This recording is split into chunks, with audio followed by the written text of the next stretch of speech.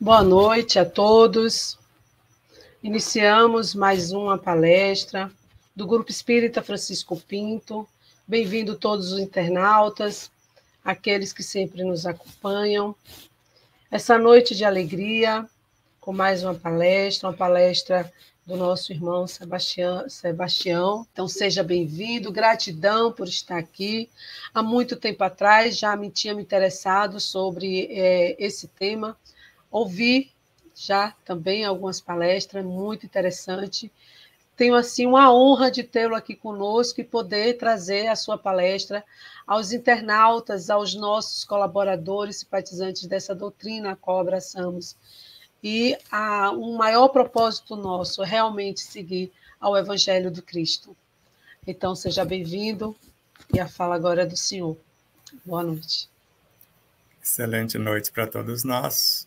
Que Deus nos abençoe nesse instante divino, que o Cristo nos ilumine, que os seus emissários encontrem em nós as ambiências necessárias, que os elementais nos sustentem para esse diálogo de amor, fraternidade e luz. O conhecimento nos liberta da ignorância. A vivência desse conhecimento nos liberta do sofrimento, assim afirmou Joana de Ângeles. O ensino dos espíritos tem uma característica própria. Ele é universal. Qualquer um, letrado ou não, cristão ou não, tenha ou não a crença, pode recebê-lo, porque os espíritos se manifestam em todos os lugares. De modo que o espiritismo não impõe, ele propõe. E o que propõe é baseado em fatos de experiências morais. O nosso diálogo de hoje, nós vamos defini-lo em duas etapas. Primeiro, o que é a consciência, e depois, essa consciência desperta, ciente do seu existir e consciente do real objetivo de sua existência. Se fôssemos perguntar para o cientista Hernani Guimarães Andrade, assim como para Hermínio Correia de Miranda e para vários outros autores que são da mesma frequência ou no mesmo diapasão, eles diriam-nos: nós podemos observar a consciência como quantidade de experiências quando olhamos de fora. E quando a analisamos por dentro, a qualificação desses conteúdos expressados por sua inteligência. Então, a consciência é a soma dos conhecimentos e a inteligência é o mecanismo por meio do qual esses conhecimentos vão se expressar. E analisando esta consciência ainda na visão de Anne Besant, por Hermínio Correia de Miranda, não existe consciência sem vida, nem vida sem consciência em parte alguma. Assim como o amor é a alma da vida, e a alma em si só se nutre de amor. Para Joana de Ângeles, na obra O Ser Consciente, o espírito, essa consciência, é a soma de todas as suas vivências. Na obra Encontro com a Paz e a Saúde, ela afirma que ele tem quase a idade do universo. Na obra anterior, ela afirma que ele sabe o que fazer, como fazer e quando realizar. E a alma é apenas um ponto de autoconsciência pura.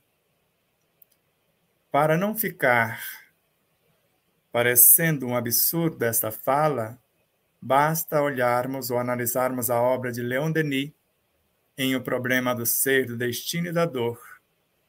Ele vai dizer que o que está encarnado é uma diminuta fração da totalidade do ser, que deveríamos aprender a abrir, a folhear, a ler esse livro oculto em nós. o livro das metamorfoses do ser, que ele nos dirá o que temos sido e o que seremos, e ensinar-nos-á o maior dos mistérios, a criação do eu pelo esforço constante. E segue esse poema magnífico, porque toda a obra de Leon Denis são poemas em forma de livros. Assim, Allan Kardec, em A Gênese, no item 27 do capítulo 2º, quando ele narra, para ser mais exato, o Espírito Kineman, psicografado por Camille Flammarion, o homem é um pequeno mundo, o diretor é o espírito, o princípio dirigido é o corpo, que representa para o espírito a sua criação, da qual esse espírito seria Deus. E traçando um paralelo entre o espírito e o arquiteto cósmico, em relação ao arquiteto, se um de nós pensarmos, ele sabe, mesmo antes de pensarmos. Em relação ao espírito, se a menor célula ou a menor partícula do corpo biológico se mover, o espírito sabe. Sabe da sua origem, sua natureza, sua função, sua destinação. E eu, como alma, ainda desconheço a quase totalidade do meu corpo, menos ainda do corpo espiritual ou perispiritual que governa este. Diria ainda um tanto menos a mente que criou esse corpo espiritual e por meio dele se expressa. E ainda muito pouco do espírito, cuja mente é uma emanação da sua realidade, e ele, por meio dessa mente, se expressa, criando o perispírito, o corpo físico e a própria alma como centro dessa consciência individual. Se pudéssemos dividir o espírito didaticamente, e podemos, nele temos a superconsciência, o reino de Deus em nós, o suprassumo dos produtos sublimados na mente, o cérebro espiritual, que é chamado também o consciente. Então, a superconsciência, onde está as nossas virtudes, o que há de mais nobre em nós. No consciente, a sala de comando, temos a capacidade criativa, que é o pensamento, acionada pela imaginação, que é filha do conhecimento. Então, se eu não tenho o conhecimento devido daquilo que eu vou pensar, daquilo que eu vou imaginar, eu não consigo imaginar coisa alguma e acionar pensamento algum para criar novas realidades. Então, quanto mais conhecimento tenho, maior o meu poder imaginativo. Quanto maior o meu poder imaginativo, mais ampla será a minha capacidade criativa. Sabendo que quando começo a pensar, a arquitetar a realidade que proponho, eu estou interagindo diretamente com todos os seres que compõem o meu mundo consciente, o mundo superconsciente, também o inconsciente, onde se encontram as minhas experiências vivenciadas, mas não aprimoradas. Normalmente chamamos de vícios ou perturbações morais. Ou a mente subconsciente, que está logo adiante da mente consciente, onde eu estou usando para falar com vocês, usando a minha inteligência, o meu poder imaginativo, a minha capacidade criativa, a minha vontade, que é a gerente da própria mente. E esta mente subconsciente gerencia harmonicamente o universo perispiritual e biológico, chamado a área dos automatismos. Todas as vezes que arquitetamos alguma coisa, nós ressignificamos essa mente subconsciente se o que nós estamos arquitetando é mais enobrecedor do já vivenciado. Se eu proponho voltar no tempo pela lamentação, por vários mecanismos perturbadores, eu estou mergulhando-me no inconsciente. Se eu for muito além do já vivenciado, eu estou em conexão direta com a superconsciência, ressignificando a subconsciência, intencionando iluminar a inconsciência para que eu possa dizer que eu sou uma consciência desperta. Mas essa consciência, quando desperta, além de tudo isso que eu falei até agora, ela sabe cada detalhe dos centros de forças, desde o centro coronário, chakras, até o Kundalini, as suas funções, suas capacitações. E cada corpo perispiritual, em sua dimensão própria, sua função, qualificação e o que ele pode expandir nesse processo de ascensão desse todo organizado.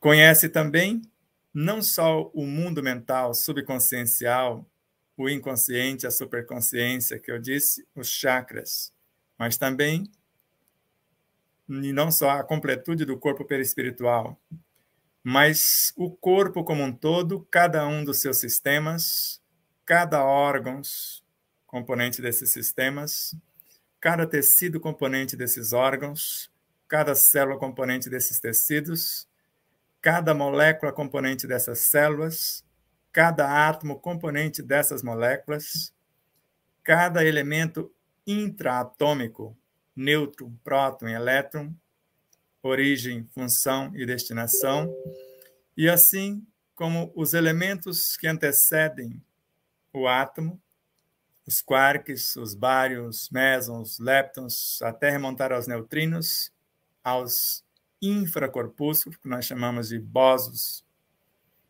de Higgs, remontando a energia vital que o origina, nascida da energia mental, originária da matéria mental, que teve a sua base no fluido cósmico universal, que veio do éter cósmico, que teve a sua origem na matéria elementar ou amor-substância, que é a reunificação dos espíritos como princípios inteligentes do universo, recém-saídos do psiquismo divino, que é a fonte primordial da matéria-prima na criação.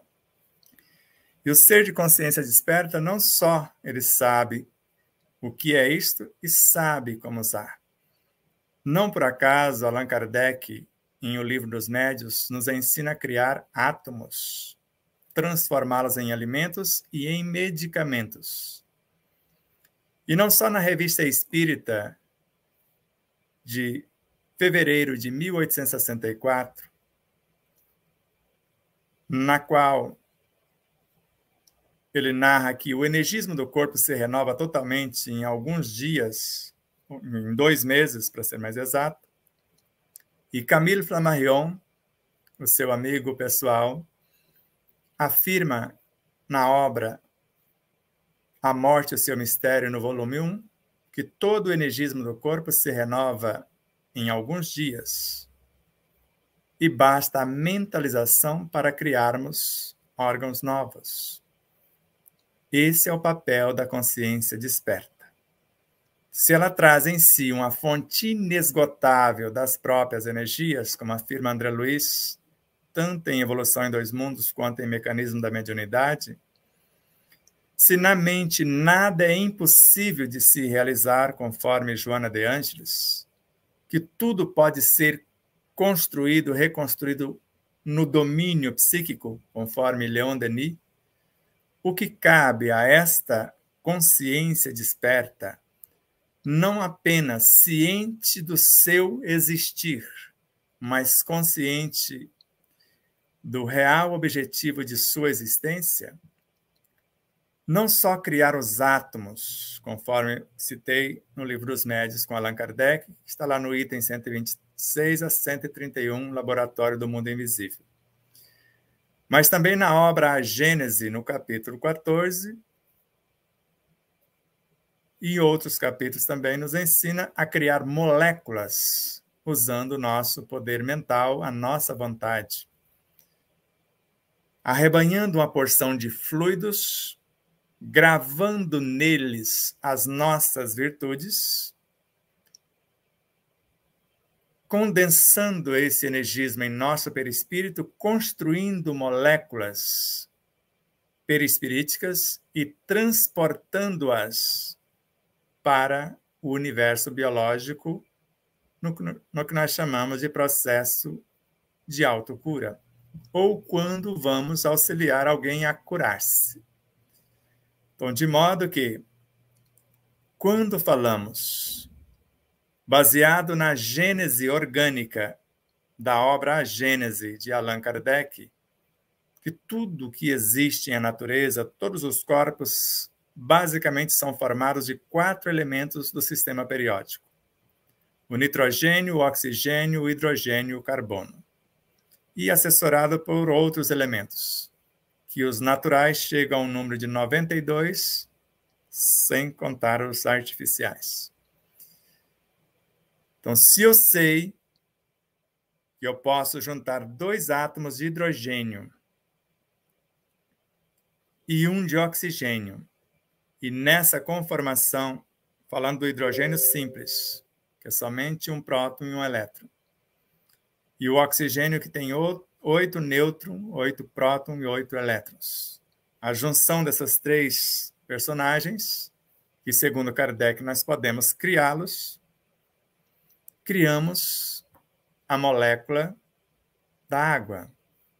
E, basicamente, mais de 2/3 do nosso corpo é água. Então, na falta da água pronta, líquida, eu posso criar, se eu tenho essa consciência desperta, sei o que fazer, como fazer e quando realizar, conforme Joana de Ângeles nos ensina. De modo que o ar nutre o nosso corpo em mais de 70% de tudo que ele necessita. E se eu souber, conforme Miramês nos ensina, que o ser humano precisa mais de harmonia na mente do que alimentos no estômago, e que o ar é um medianeiro de qualidades indescritíveis, e ainda eu possa enriquecê-lo pelo meu modo de pensar, pelo meu modo de sentir, falar e agir, e não só nutrindo esse corpo, mas podendo também nutrir outros corpos, porque a respiração, segundo o mestre Yogananda, pela respiração canalizamos elementos que podem pacificar as nossas emoções, a ansiedade, insegurança e etc. Porque na intimidade das narinas tem sensores sutilíssimos que, conforme o nosso pensamento bem direcionado, e assim Kardec enfatiza que um pensamento bem pensado nos coloca em conexão com todas as nossas vivências, com todos os seres dentro de um mundo e com todos os seres em todos os mundos. Que, segundo Gubbio, na obra Libertação de André Luiz, a mente estuda, ela arquiteta, ela determina e materializa os desejos que lhes são peculiares na matéria que está em torno.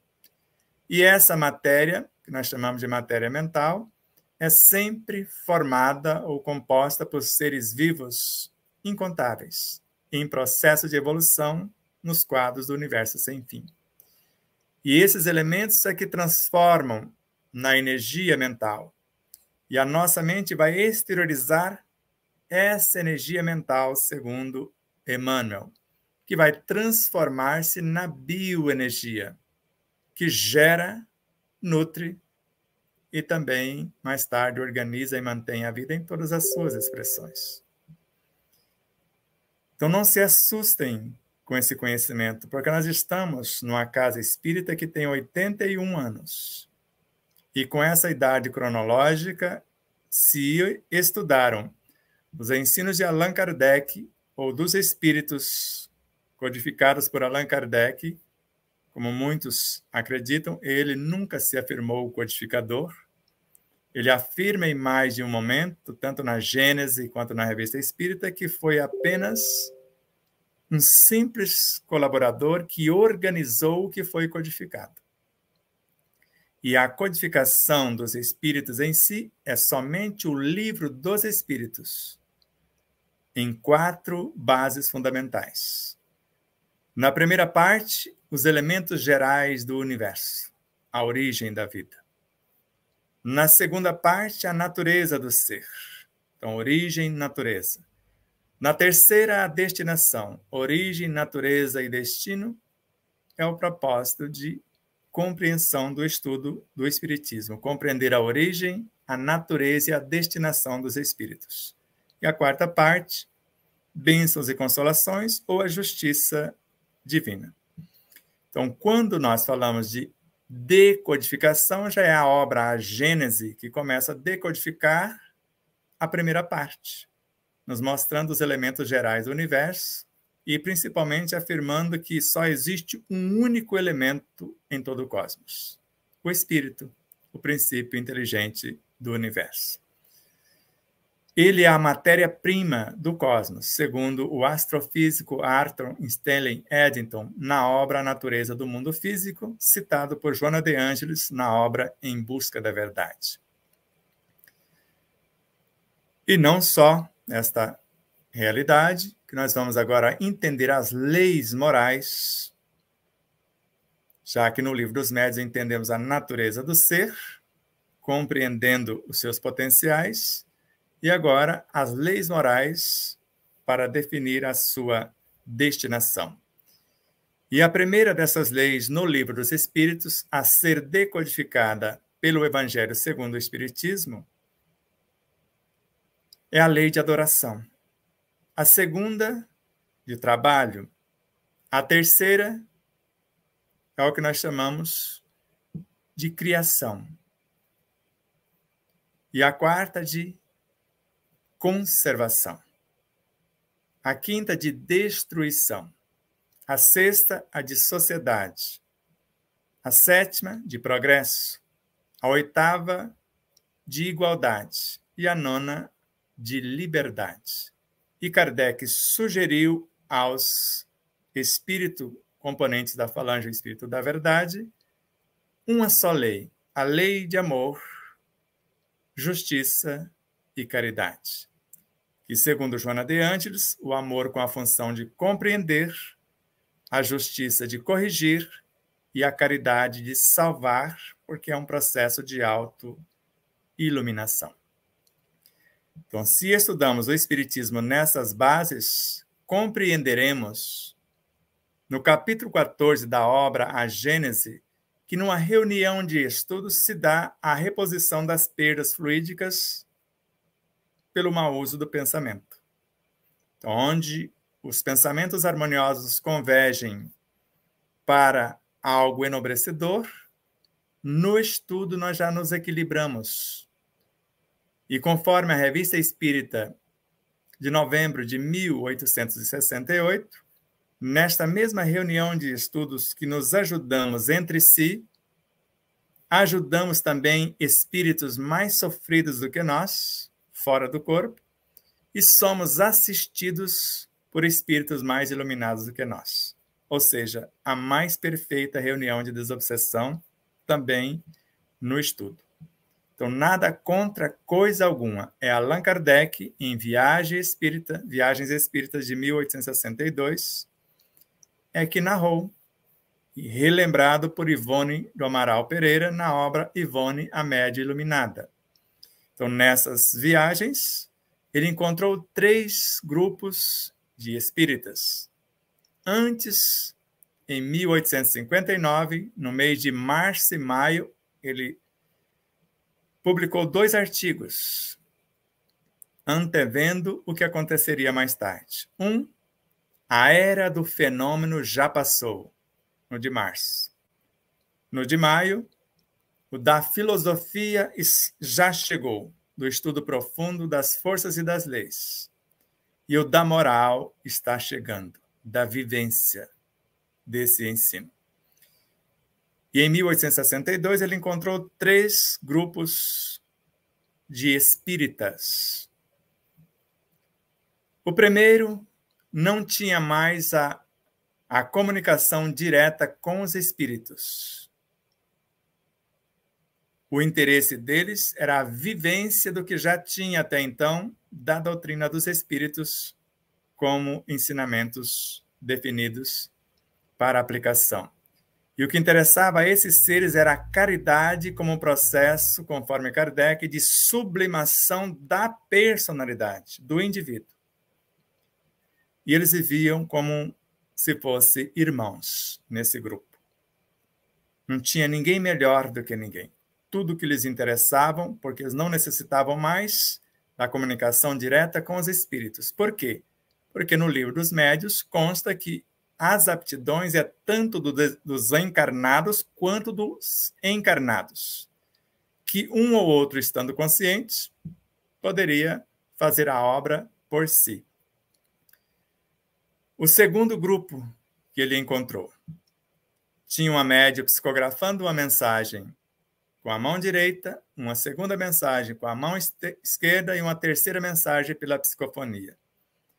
Se o primeiro grupo, segundo Ivone do Amaral Pereira, foi motivo de grande satisfação, o contrário ocorreu quando encontrou o segundo. E o terceiro foi um pouquinho mais dramático, porque ele encontrou pessoas melindrosas, reclamonas, brigando entre si e queria que ele fosse o juiz nas suas pelejas e pendências. E tudo que ele disse foi: eu estarei sempre ao lado daqueles que mais se amarem e tiverem a caridade como meta essencial. Porque a caridade é a alma do espiritismo e fora dela não há salvação. Então, assim, queridos e amados irmãos, se nem só de pão vive o homem, e ele precisa mais de harmonia na mente do que alimento no estômago, quanto nós poderíamos criar com o pensamento bem direcionado, com o conhecimento ampliado, com esta consciência desperta, para melhor gerir a nossa própria condição. E sabendo que alimento, conforme recomendado por Hipócrates, o pai da medicina, que deveria ser o nosso único medicamento, não é só o que comemos, é o que lemos, é o que ouvimos, o ambiente que frequentamos, com quem conversamos. Então, tudo que nós trazemos para dentro do nosso psiquismo é considerado alimento, e todo o alimento, segundo a ciência acadêmica, é considerado informação. Então, a água carreia para dentro de nós, por ter a capacidade de registrar o que pensamos, sentimos, falamos e fazemos, tudo que foi nela impregnado ou gravado. Quando vamos magnetizar a água, nós estamos inserindo nessa água essa porção de fluidos que canalizamos e qualificamos com os nossos sentimentos e as transportamos, essas energias, esses fluidos, ou os transportamos para o interior dos átomos, no núcleo do átomo, na área composta pelo nêutron, que é um centro vital. Então, nós vamos enriquecer essa energia nêutron, que vai transmutar-se em novos prótons, que vão liberar novos elétrons, que vão fabricar novos fótons, e a união desses fótons formam a consciência do átomo, e podemos chamar também de magnetismo ou elemento que canaliza o magnetismo. Então, os fótons podem transformar-se no ou interferir e canalizar também de outras fontes. Na área da alimentação, precisaríamos observar 4 situações, ou pelo menos 3. O aproveitamento total da energia, seja ela qual for que a natureza nos oferta. O não desperdício de coisa alguma. E sempre procurar fazer o máximo com o mínimo que estiver ao nosso alcance. Porque a proposta essencial, como 4º elemento, é fazer o máximo do mínimo que já compreendemos nesta infindável jornada. Então, assim, o Espiritismo estuda a origem, a natureza e a destinação do ser. Tem como proposta essencial estudar Jesus, comentar os seus ensinos, para colocá-los ao alcance de todos. E, como dissemos, tem uma característica própria, é universal. Então, todos os seres podem receber esses ensinos. E cada ser ciente e consciente de sua realidade é autor do seu destino, conforme está em várias e várias obras com inúmeros autores. Então, nós somos os autores do nosso destino, responsáveis pela ressignificação do nosso passado, pela reordenação das ideias e experiências em nosso presente e a edificação do nosso futuro. E estamos encarnados, basicamente, por 5 motivos.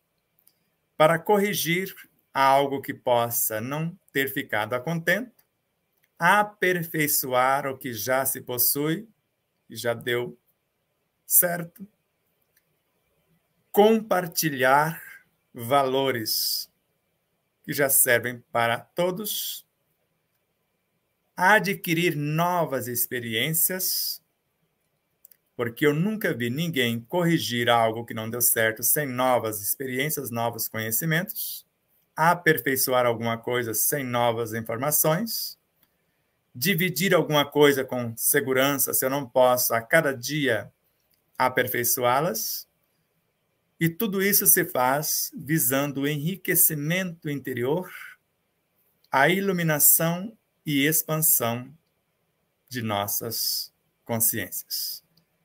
E, nesse sentido, querer não é saber, e saber não é fazer.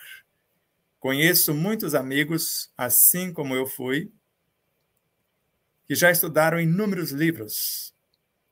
Aparentemente sabem de muita coisa, mas não fazem. Terceirizam até a oração. E é impossível, segundo Joana de Ângeles, terceirizar a oração, porque só recebe benefícios da oração quem ora. Quem recebe a oração recebe apenas estímulos. O amor só faz bem, segundo a autora, para quem ama, porque quem ama, a cura acontece naturalmente. Quem recebe expressões do nosso amor, recebe apenas um conforto, um estímulo.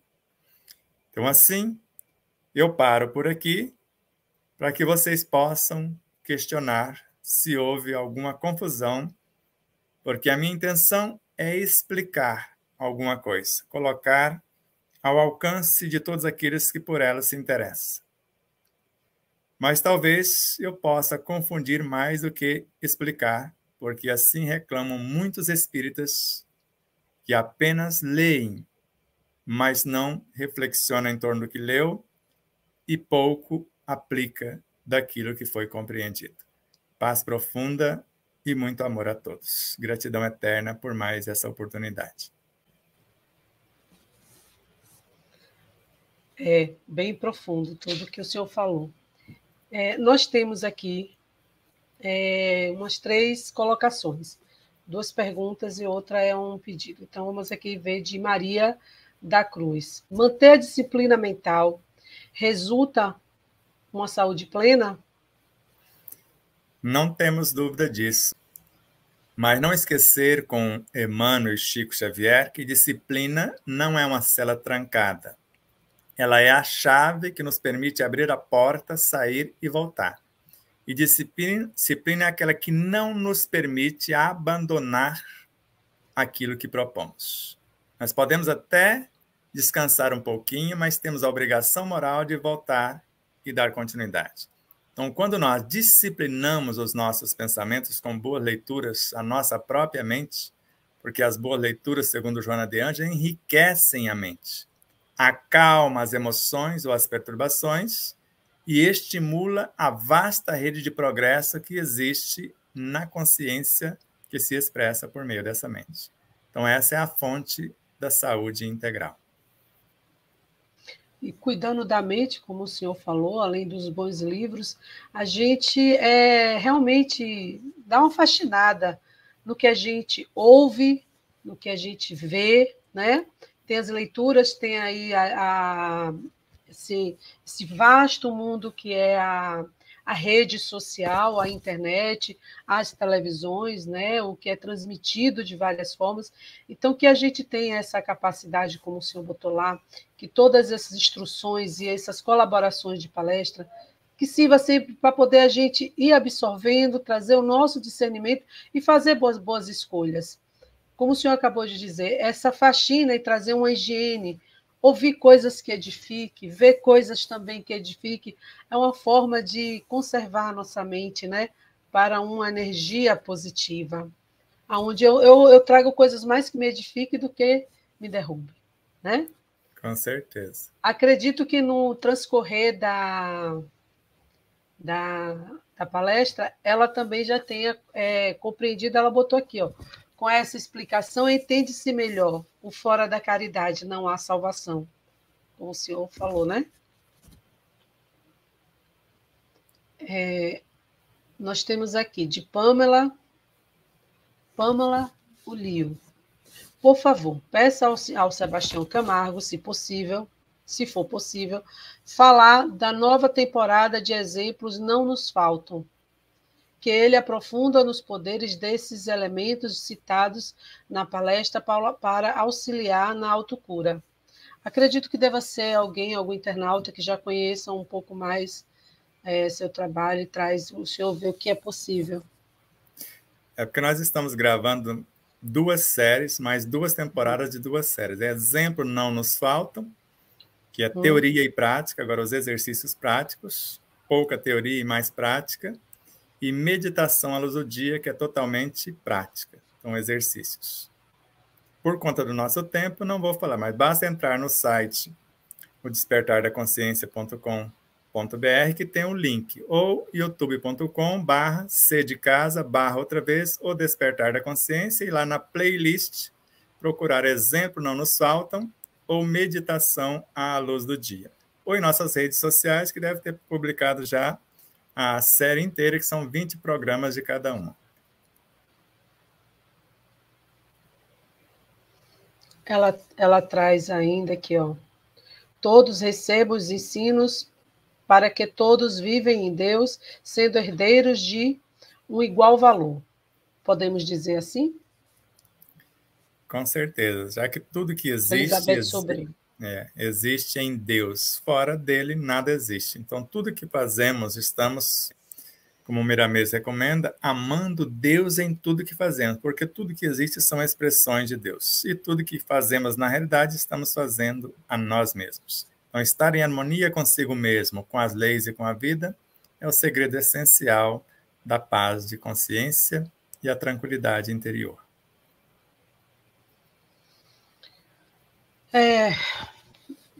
Uma boa parte dos nossos internautas são muito gratos com as explicações, né? E com essa mensagem, esse novo alerta, né? Não é nem novo, para o despertar da consciência. A colega aí bota que Jesus abençoe nossos irmãos e a todos, com tantas explicações maravilhosas. Gratidão. A gente tem pouco tempo, e assim, Sebastião, eu achei interessante algumas colocações, né? O amor só faz bem para quem ama.